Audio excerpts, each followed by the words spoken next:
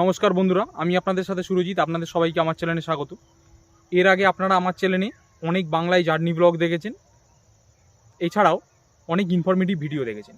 আপনারা খেয়াল করেছি কি না জানি না, আপনারা যদি খেয়াল করেন তাহলে বুঝতে পারবেন আমার পরপর দুটো জার্নি ব্লগের পরে একটা করে ইনফরমেটিভ ভিডিও আছে লজিক সহকারে। আজকে তেমনই একটা ভিডিও। আপনারা আমাকে প্রচুর কমেন্ট করতেন যে দাদা আপনি ইএমইউ ট্রেনে চড়েন, মেমু ট্রেনে চড়েন, ডেমু ট্রেনও হয়তো কোনো দিন চড়বেন। তো এই তিনটের মধ্যে পার্থক্যগুলো কী কী সেটা নিয়ে আমাদের একটা ডেডিকেটেড ভিডিও বানান।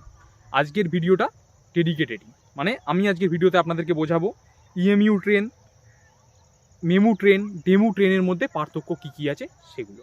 তাহলে চলুন আজকের ভিডিওটা শুরু করা যাক। প্রথমত আমরা আসছি ইএমইউ ট্রেনের ক্ষেত্রে, ঠিক আছে। আমরা 5টা করে পয়েন্ট বলবো আপনাদের। প্রধানত হচ্ছে ইএমইউ ট্রেন কোথায় চলে, তার সীমাবদ্ধতা কত কিলোমিটার, ফুল স্পিড কত, কী করে আপনারা দেখে চিনবেন, এগুলোই আর কি, এগুলো নিয়ে আলোচনা করব প্রত্যেকটা ধরে ধরে। তাহলে প্রথমত আমরা আসছি ইএমইউ ট্রেনের ক্ষেত্রে। ইএমইউ ট্রেনের ফুল ফর্ম হচ্ছে ইলেকট্রিক মাল্টিপল ইউনিট, ঠিক আছে। আর এটা চলে সাবারমান অঞ্চলে।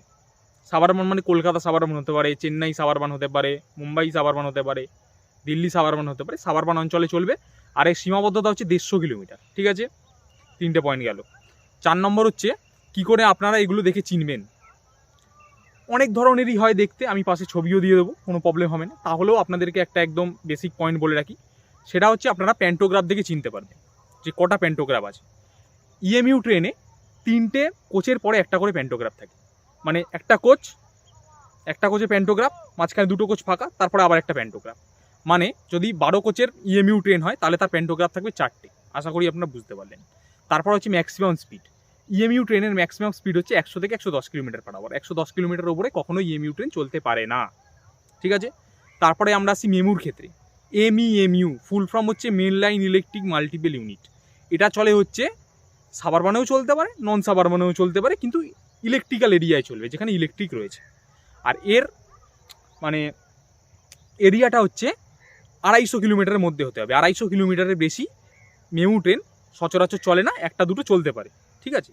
যেটা নর্মালি হয় সেটা আমি আপনাদেরকে বলছি। তারপর হচ্ছে এটা আপনারা কি করে দেখে চিনবেন। এটা হচ্ছে প্রত্যেকটা 4 কোচ পরে একটা করে প্যান্টোগ্রাফ থাকে। তার মানে প্রথমে একটা প্যান্টোগ্রাফ, মানে এমসি কোচ, পরপর 3টে কোচ ফাঁকা, তারপর আবার একটা এমসি। মানে যদি 12 কোচের মেমু ট্রেন হয় তাহলে প্যান্টোগ্রাফ থাকবে টোটাল 3টে, ঠিক আছে। আর এরও ম্যাক্সিমাম স্পিড ওই একই 100 থেকে 110 কিলোমিটার পার আওয়ার, যেটা রেলওয়ে ফিক্সড করে দিয়েছে। তারপরে তো বাড়তি কমতি আছেই। তারপরে আমরা আসছি ডেমু ট্রেনের ক্ষেত্রে। ডেমু ট্রেন, ডিইএমইউ ফুল ফর্ম হচ্ছে ডিজেল ইলেকট্রিক মাল্টিপল ইউনিট। এটাও চলে নন সাবারমান এলাকায়। এটা সাবারমানে খুবই কম চলে, দেখা যায় না বললেই চলে। নন সাবারমান এলাকায় চলে, আর যেখানে ইলেকট্রিফিকেশান নেই সেসব জায়গাতেই চলবে এটা। এটারও এরিয়া হচ্ছে 250 কিলোমিটার, ঠিক আছে। আর এটারও ম্যাক্সিমাম স্পিড হচ্ছে 100 থেকে 110 কিলোমিটার পার আওয়ার। কোনো কোনো এরিয়া বেসিসে কম বেশি হতে পারে, মানে বেশি হবে না, কমই হবে। আর এটা আপনারা চিনবেন কি করে, পুরো ডেমু, পুরো ইএমইউ এমইএমইউর মতনই দেখতে।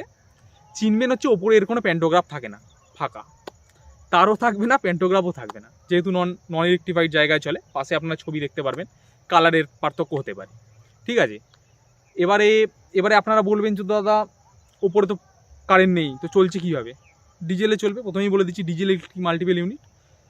আর ওর যে এমসির মধ্যে মোটর কার থাকে না, ওখানে থাকে জেনারেটর। মানে ডিজেল থেকে জেনারেটর কারেন্ট তৈরি করবে, সেই কারেন্ট যাবে ট্যাক্সান মোটরে, সেখান থেকে চাকা ঘুরে ট্রেন চলবে, ঠিক আছে। এটা হচ্ছে এর মেকানিজম। যাই হোক, ভিডিও আপনারা কেমন বুঝতে পারলেন, মোটামুটি 5টা করে আমরা বেসিক পয়েন্ট আপনাদেরকে বোঝালাম।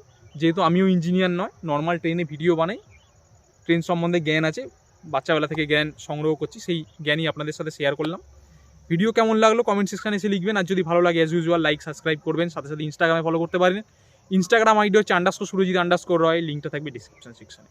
এছাড়াও যদি আপনারা এরকম ইনফরমেটিভ ভিডিও ছাড়াও ট্রেন জার্নি ভিডিও দেখতে চান, বা একটা টেস্ট করে দেখতে চান যে দাদা কেমন ভিডিও বানায় ট্রেন জার্নি, তাহলে চ্যানেল চেক আউট করুন। প্রচুর ট্রেন জার্নি ভিডিও আছে, লোকাল ট্রেন, এক্সপ্রেস ট্রেন, যেটা ইচ্ছা দেখুন, আশা করি ভালো লাগবে। তাহলে ঠিক আছে, আমরা আজকে এখানে ভিডিও শেষ করছি। আপনারা ভালো থাকবেন, সুস্থ থাকবেন, টাটা। আবার আপনাদের সাথে দেখা হবে নতুন একটা ভিডিওতে। টাটা, ভালো থাকবেন।